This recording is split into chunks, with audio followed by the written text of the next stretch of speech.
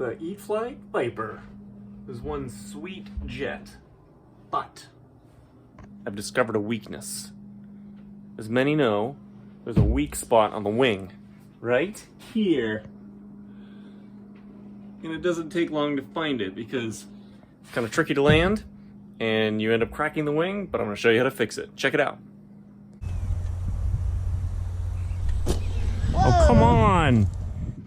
So, like many, if you have found the Viper difficult to land, because this plane is very tricky to land smoothly, when that hard landing hits, this landing gear puts a torque on the wing and causes this crack to develop right here.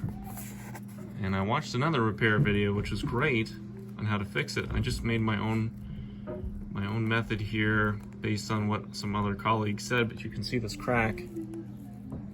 It's kind of developed right there. Kind of concerning, so I'll show you what I did. On the other side, which is all completed, I used half-ounce fiberglass, probably a couple inches long, and I sanded off the paint first so that it would stick, and I used some thin foam safe CA. Decided instead of using the carbon rod, which passes through here, which is not a bad idea, it only uses this one section of foam to link up this back section of the wing. And I found like that, you know, that may not be as strong as you might think, because this could easily just break off this small little chunk of foam here. So why not use the fiberglass method, which kind of ties everything together and utilizes all the strength in that area to build some rigidity.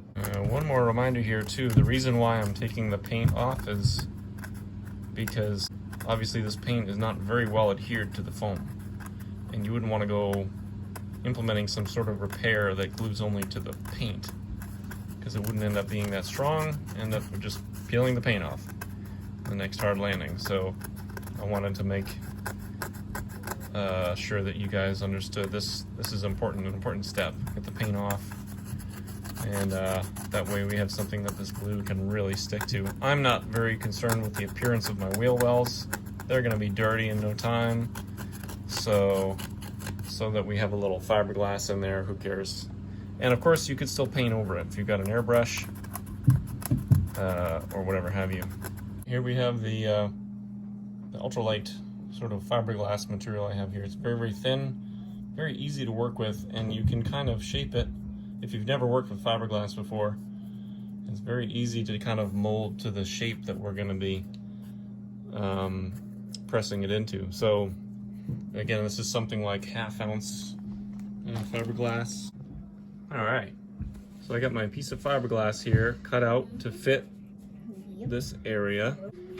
I forgot to mention, before we laid this in here, I did take some super glue and drip it into the crack. So we've got some nice fresh glue in there. That'll be easy. You just drip this glue in carefully and wait to see that the fiberglass gets soaked.